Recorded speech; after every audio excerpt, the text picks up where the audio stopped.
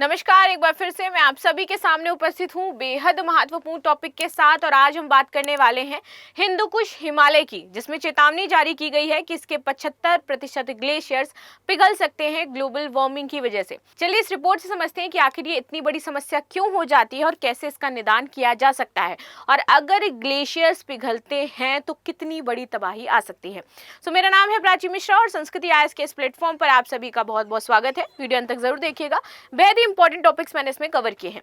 Hindu Kush Himalaya could lose 75% of glaciers over a billion people at risk. और इसमें काफी लोगों की जिंदगी, पूरे पूरे घर तबाह हो जाएंगे, पूरे पूरे गांव यहाँ पर बह जाएंगे, रिस्क पर है। ठीक है, हिंदुकुश हिमालय क्षेत्र को अक्सर हम लोग तीसरा जो ध्रुव है ये भी कहते हैं। ये तीसरा ध्रुव कहा जाता है क्योंकि ये आपके अंटार्कटिका और जो आपका आर्कटिक है, इसके बाद सबसे अधिक बर्फ और ग्लेशियर्स को अपने अंदर समाहित किए हुए है। ऐसे तो दो हैं हम जानते हैं, लेकिन तीसरा हम किसको कहते हैं? हिंदुकुश हिमालय को कहते हैं। अब इस क्षेत्र के बारे में बात करें तो यहाँ पर देखोगे तो सिंधु, गंगा, ब्रह्मपुत्र, यांगसे, मोकोंग, साल्वीन और अमू दरिया जैसी जो महानदियां हैं, इनका उद्गम क्षेत्र भी हो जाता है, उद्गम स्थल भी हो जाता है। हाल ही में एक प्रकाशित वैज्ञानिक अध्ययन में ये कहा गया कि अगर तापमान में वृद्धि को नियंत्रित नहीं किया गया, क्योंकि कहा जा रहा है कि आपका अगले 5 सालों में लगभग 1.5 डिग्री सेल्सियस जो टेम्परेचर है वो इंक्रीज हो सकता है।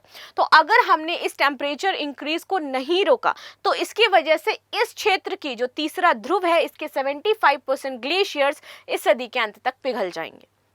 आगे आते हैं, रिपोर्ट हर डिग्री तापमान वृद्धि और निर्णायक।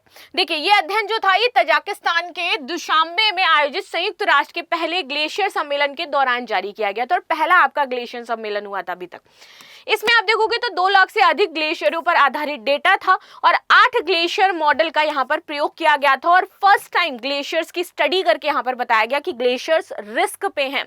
वेनेजुएला ने अपने सभी ग्लेशियर्स खो दिए, पहला ऐसा देश है जहां पर ग्लेशियर्स नहीं बचे। लेकिन फिर भी हम इसको समझ नहीं पा रहे हैं कि कैसे हमें इस तापमान वृद्धि को रोकना है। कोई भी पार्टी हो, दे नेवर टॉक अबाउट कि उनके क्या प्लान्स हैं जलवायु परिवर्तन के लिए, उनके क्या प्लान्स हैं इन्वायरमेंट को सुरक्षित रखने के लिए। और ये इसलिए क्योंकि हम स्वयं इसके बारे में बात नहीं करते हैं। आगे बात कर लेते हैं प्रमुख निष्कर्ष। तापमान वृद्धि 1.5 डिग्री सेल्सियस पेरिस समझौता लक्ष्य 40 से 45% तक बचाया जा सकता है। अगर हमने ऐसा कार्य किया तो ग्लेशियर के जो द्रव्यमान है इसमें हानि नहीं होगी। अगर 2 डिग्री सेल्सियस तक होता है तापमान वृद्धि तो लगभग आपके 75% ग्लेशियर्स यहाँ पर पिघल सकते हैं। अगर ये वर्तमान रुझान जो कहते हैं कि टेम्परेचर इंक्रीज आपका 2.7% तक हो सकता है, केवल 24% ग्लेशियर्स बचेंगे और बाकी सभी समाप्त हो जाएंगे। ऑल ओवर द वर्ल्ड की बात की जा रही है। 24% ग्लेशियर्स आर देयर, बाकी सभी आपके पिघल जाएंगे। सह लेखक डॉक्टर हैरी जोकोलारी ने स्पष्ट किया कि ये 1 डिग्री का अंश मायने रखता है, क्योंकि तापमान वृद्धि सीधे सीधे बर्फ के पिघलने की गति से जुड़ा हुआ है। एशिया पर इसका क्या प्रभाव पड़ेगा? अरबों लोगों की जो जल सुरक्षा है उसमें खतरा उत्पन्न हो जाएगा। हिंदुकुश हिमालय क्षेत्र में अगर हम बात करें तो 2 अरब से अधिक लोग जो हैं वो इसके जल पर निर्भर है, जल आवश्यकताओं को ये पूरा करता है। इस क्षेत्र की नदियों पर इन देशों की अत्यधिक निर्भरता रहती है। भारत गंगा और ब्रह्मपुत्र पर मेनली आप देखोगे तो निर्भर है। पाकिस्तान की बात करें तो सिंधु नदी पर मेनली ये आपका निर्भर करता है। चीन, भूटान, बांग्लादेश, नेपाल, अफगानिस्तान ये आपके पर्वतीय जल स्रोतों पर निर्भर है। अब इन देशों में बहुत ज्यादा अफेक्ट होगा इसका। ग्लेशियर के पिघलने से प्रारंभ में बाढ़ की स्थिति उत्पन्न हो सकती है, जो कि बहुत नॉर्मल है, हम सभी इसको अज्यूम कर सकते हैं।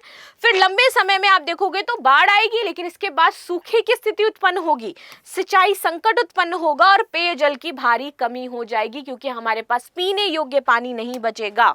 और ये समस्याएं हम फेस कर रहे होंगे। पाकिस्तान की चिंता की बात करें तो पाकिस्तान एक तरफ वैसे ही चिंता में है। रीजन क्या है इसका चिंतित होने का? एक तरफ तो हमने यहाँ पर बंद कर दिया है, पाकिस्तान के जो बड़े बड़े एयरपोर्ट्स हैं वहां पर पानी आ नहीं रहा है। वहां की एक एक्ट्रेस ने एक इंस्टाग्राम वीडियो बना करके डाला था कि देखिए ये लाहौर में स्थिति है कि यहाँ पर पानी नहीं आ रहा है। वैसे भी वहां पर दिक्कतें ऑलरेडी चल रही हैं, और अगर टेम्परेचर इंक्रीज होता है तो यहाँ पर दिक्कत और भी बढ़ेगी।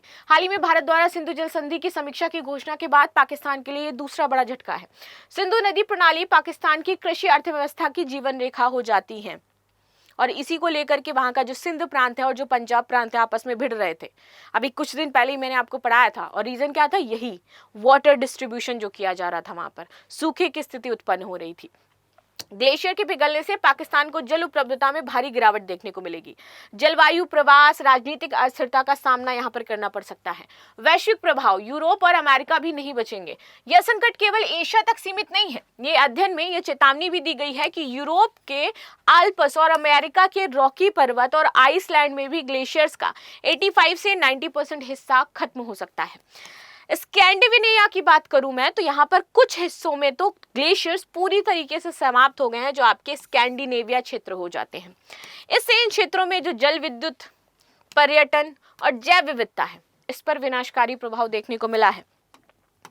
आगे आते हैं, हिंदू कुश हिमालय क्षेत्र के बारे में बात कर लेते हैं। तो ये है आपका पूरा क्षेत्र, इधर से ये पूरा आप देख लो, यहाँ पर आपको ये पूरा क्षेत्र देखने को मिल जाएगा इस तरीके से, ठीक है।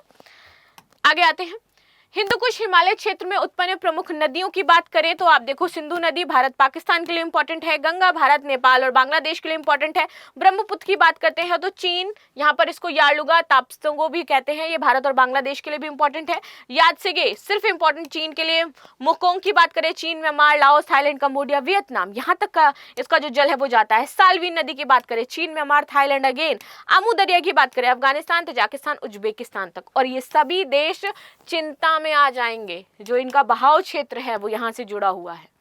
और इसलिए इंपॉर्टेंट है कि इन देशों को मिलकर के इसके बारे में बातचीत करनी चाहिए। ग्लेशियर पिघलने के कारण क्या है? देखिए, ग्लोबल वार्मिंग इसकी सबसे बड़ी समस्या हो जाती है। सबसे इंपॉर्टेंट जो रीजन है विच इज ग्लोबल वार्मिंग है। यहाँ पर औद्योगिक क्रांति के बाद से ही ग्रीन हाउस गैसों का उत्सर्जन बढ़ने से वैश्विक तापमान में आपके 1.1% डिग्री सेल्सियस जो है उसकी वृद्धि हुई है। ब्लैक कार्बन की बात करें तो जलती लकड़ी जो है, ब्लैक कार्बन इसको कहते हैं हम लोग, कोयला, डीजल इंजन से निकलने वाला जो ब्लैक कार्बन है, ये ग्लेशियर्स को जम करके हानि पहुंचा रहा है, उसकी वजह से ग्लेशियर्स पिघल रहे हैं।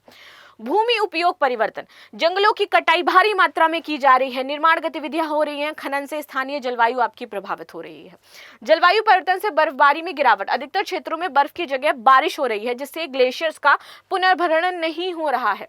सामाजिक और आर्थिक प्रभाव की बात कर लेते हैं। जल संकट, ग्लेशियर्स का पिघलना पहले बाढ़ और बाद में सूखे की स्थिति पैदा करेगा। सिंधु, गंगा और ब्रह्मपुत्र जैसी नदियां इन ग्लेशियरों पर निर्भर है। यदि ये समाप्त हो गए तो भारत और पाकिस्तान में कृषि और जो पेयजल संकट है ये उत्पन्न हो जाएगा। बांग्लादेश और नेपाल में बाढ़ आएगी, मिट्टी क्षरण होगा, जनसंख्या विस्थापन होगा, यहाँ पर जनसंख्या भी पूरी विस्थापित हो जाएगी। तिब्बत और चीन की बात करें तो यांगसे से येलो नदी का जो प्रवाह है वो प्रभावित हो जाएगा, इनकी ये जो येलो नदी है वो प्रभावित हो जाएगी। कृषि, खाद्य सुरक्षा चिंता का विषय बन जाएगा, क्योंकि खाद्य भंडारण जो क्षेत्र है यहाँ पर सिंचाई पूरी तरीके से इन नदियों पर निर्भर है, और अगर ये नहीं मिला तो खाद्य सुरक्षा यहाँ पर ताक पर आ जाएगी। जल की कमी से उत्पादन घटेगा और खाद्य महंगाई बढ़ेगी, और पाकिस्तान में ऑलरेडी महंगाई है। ऊर्जा संकट, क्योंकि हमने डैम्स बना रखे हैं, अधिक जल प्रवाह होगा, डैम टूटेंगे, दिक्कतें उत्पन्न होंगी, तो यहाँ पर जल आपूर्ति जो आपकी ऊर्जा है, ऊर्जा की जो आपूर्ति है वो यहाँ पर प्रभावित हो जाएगी। गंगा, ब्रह्मपुत्र और सतलुज पर कई जल विद्युत परियोजनाएं चल रही हैं। जल प्रवाह में गिरावट से ऊर्जा उत्पादन यहाँ पर बाधित होगा। जलवायु प्रवास, पर्वतीय तटीय क्षेत्रों में जनसंख्या का बड़े पैमाने पर पलायन होगा, जिससे कि शहरी दबाव, रोजगार की दिक्कतें ये सारी कुछ बढ़ जाएंगी। राजनीतिक और कूटनीतिक आयाम की बात करें, भारत पाकिस्तान संबंध, क्योंकि जल विद्युत संधि 1960 के तहत यहाँ पर बंटवारा हुआ था, अब ग्लेशियर के कारण यहाँ पर प्रवाह कम हुआ तो दोनों देशों के बीच आरोप प्रत्यारोपण लगेगा और अंतर्राष्ट्रीय मध्यस्थता की आवश्यकता पड़ जाएगी। ये भी दिक्कत होगी। इससे सिर्फ यही दिक्कत नहीं होगी खाद्यान्न वाली, इससे आपकी राजनीतिक दिक्कतें भी आएंगी, अंतर्राष्ट्रीय दिक्कतों का सामना भी करना पड़ेगा, जो आप यहाँ पर देख रहे हो। भारत चीन संबंध में यहाँ पर दिक्कत होगी। तिब्बत से निकलने वाली नदियां यहाँ पर यार्लुंग, तत्सगो, ब्रह्मपुत्र चीन के बांध निर्माण के कारण पहले से ही विवाद में है। अब ग्लेशियर संकट से इन तनावों को और भी ज्यादा बढ़ाया जा सकता है। पर्यावरणीय प्रभाव, हमारी जो जैव विविधता है वो खतरे में आ जाएगी। हिम तेंदुए जैसी जो प्रजातियां हैं वो खतरे में आ सकती हैं, विलुप्त तो हो सकती हैं एक्चुअली, वैसे भी हिम तेंदुए हमें ज्यादा देखने को मिलते नहीं हैं। ग्लेशियर झील विस्फोट की घटनाएं बढ़ेंगी, जिससे अचानक बाढ़ और जान माल का नुकसान होगा। स्थानीय मौसम चक्र बिगड़ने से मानसून आपका अनियमित हो जाएगा।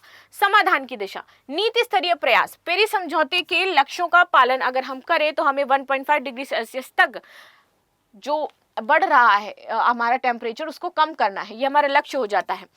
HKH क्षेत्रीय सहयोग, 8 देशों के बीच डेटा साझा करना, साझा जलवायु रणनीति बनाना और आपातकालीन चेतावनी तंत्र विकसित करना। इससे हम ग्लेशियर्स के जो पिघलने की स्थिति है उसका नियंत्रण कर सकते हैं, उस पर नियंत्रण स्थापित कर सकते हैं और उसको डे बाय डे उसका डेटा एनालिसिस कर पाएंगे। नवाचार आधारित समाधान, स्नो फेंचिंग, आर्टिफिशियल ग्लेशियर्स और आइस टप्स, यहां पर इनका प्रयोग किया जा सकता है बचाने के लिए। भारत के लिए राजनीतिक सुझाव क्या हो जाते हैं, तो राष्ट्रीय हिमालय नीति तैयार की जाए जो परिस्थिति, जल और आपदा प्रबंधन को एकीकृत करे। Golf, glacier lake outburst floods के लिए रियल टाइम निगरानी तंत्र बनाया जाए। स्वच्छ ऊर्जा, वन संरक्षण और स्थानीय पर्यटन को यहाँ पर बढ़ावा दिया जाए। एशिया विकास बैंक के जो उपाध्यक्ष हैं यिंग मिंग यान, इन्होंने बोला है कि पिघलते ग्लेशियर्स अभूतपूर्व पैमाने पर जीवन को खतरे में डाल सकते हैं। ठीक है, तो ये सारी चीजें हैं जो ग्लेशियर्स को बचाने के लिए की जा सकती हैं। लास्ट में आपके लिए क्वेश्चन है कि निम्नलिखित में से तीसरा ध्रुव किस क्षेत्र को कहा जा रहा है, अंटार्कटिका, आर्कटिका, अल्पाइन या फिर हिंदुकुश हिमालय क्षेत्र। तो ये 3 न्यूज जो हमने डिस्कस करी, मिलते हैं नेक्स्ट क्लास में। बाकी आपके क्या सुझाव हो जाते हैं इसको लेकर के जरूर कमेंट बॉक्स में बताइएगा, क्योंकि ये बेहद ही इंपॉर्टेंट मुद्दा हो जाता है। और अगर हम जो युवा है इसके बारे में बातचीत नहीं करेंगे तो कौन इन सारी समस्याओं को एड्रेस करेगा और कौन इन समस्याओं को सरकार तक लेकर के जाएगा। तो हम आप युवा इसके बारे में डिस्कस करेंगे और इसको सरकार तक इस पर ध्यान आकर्षित करेंगे। राइट, सो ये 3 न्यूज जो हमने डिस्कस करी। अब मिलते हैं हम लोग नेक्स्ट क्लास में, तब तक के लिए धन्यवाद। लाइक शेयर सब्सक्राइब करना बिल्कुल भी ना भूलें and thank you so much.